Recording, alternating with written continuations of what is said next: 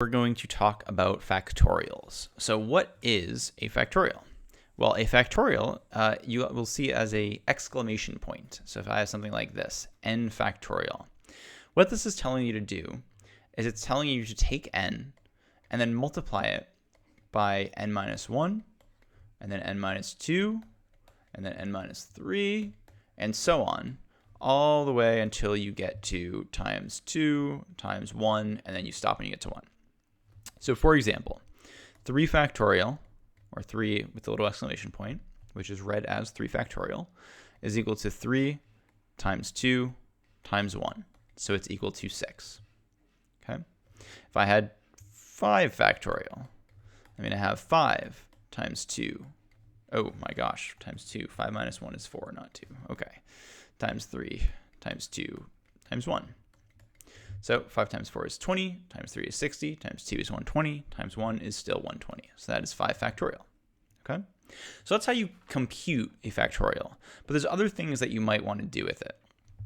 Before we get to those, I want you to try doing one of these. So feel free to use your calculator to multiply everything out, but I want you to try to do 7 factorial. So pause the video and try to do that now. Okay, so you should have said that it's 7 times 6 times 5 times 4 times 3 times 2 times 1, and you should have found it is equal to 5040 if you did this correctly. Okay, so now that we know how to compute factorials, we're going to look at how to do some other things with them. So let's say I had something like 6 factorial divided by 3 factorial. What does this equal? Can I simplify this in some way? It turns out, yes, you can, because on top I have 6 times 5 times 4 times 3 times 2 times 1. And on the bottom, I have 3 times 2 times 1.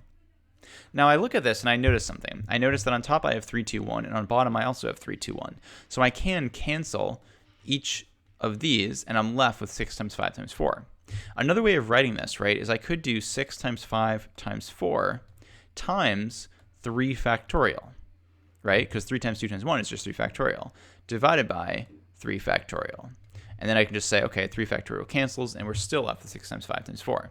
So then this would be 6 times 5 is 30, times 4 is 120. Okay?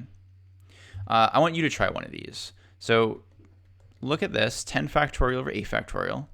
And I'd like you to pause the video and try to compute what this should be. Go ahead and do that. So you should find that you get on top 10 times 9 times 8 factorial divided by 8 factorial. Or you can write out the 8 factorial as well if you'd like, and every individual term will cancel. I prefer doing this because it's shorter and you can just cancel that. And then this is just 10 times 9, which is 90. Okay?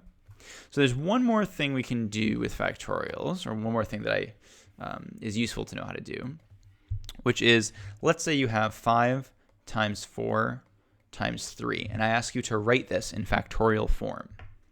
What you're going to do is this means I want you to write this as a ratio of factorials. So this looks like 5 factorial, right? Except it stops after 2. Okay, just kind of cut off. Or after 3, sorry, it's cut off starting with 2. So what that means is I have 5 factorial, and then what did I divide it by? Well, the thing that's missing is 2 and 1, so I must have divided by 2 factorial. So anytime you have something like this, you can say, okay, it's going to be the first number factorial divided by the first missing number factorial. Okay. Even if you have a series that looks like this, if you have 52 times 51 times 50 times 3 times 2 times 1. This is going to be here, 52, 50, and then we skip all the way to 3. You might try to think, well, how can I write this as like 1 factorial? Don't worry about it. Just take each string of numbers that goes together to this and do it for each part, right? So this first part here is 52 factorial, and then we divide out 49 factorial, right? But then we have to put back in 3 factorial. So I just multiply it again by 3 factorial, and we're good. And if you want, go ahead and expand these out, and you'll see that we get the same thing here. Okay, so I'm going to write a couple of these, and I want you to try doing them.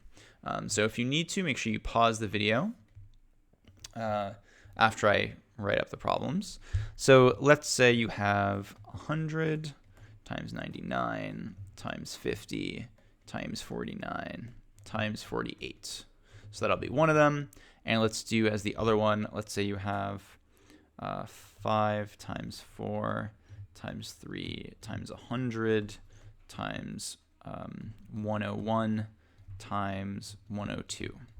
Okay. So pause the video now and go ahead and try to do these. So for this one, I notice 199 go together, and 50, 49, 48 are all decrementing as well. So I'm going to have 100 factorial, but then I divide out 98 factorial, so I only have 199. And then also I'm going to have 50 factorial, and I divide out 47 factorial. So that way I don't have the 47 or anything else after it. So this is what the first one would be like. For the second one, there are a couple things that I did that are weird here, right? So first I have 543. So I have 5 factorial, and I divided out 2 factorial. And then I have 100, and I'm going up, right? But multiplication, it doesn't matter what order you do it in. This is just the same thing as 102 times 101 times 100. So I can write this as 102 factorial divided by 99 factorial. Okay, that one was a little trickier. All right. And that's everything that you should be able to do with factorials. Thank you for watching.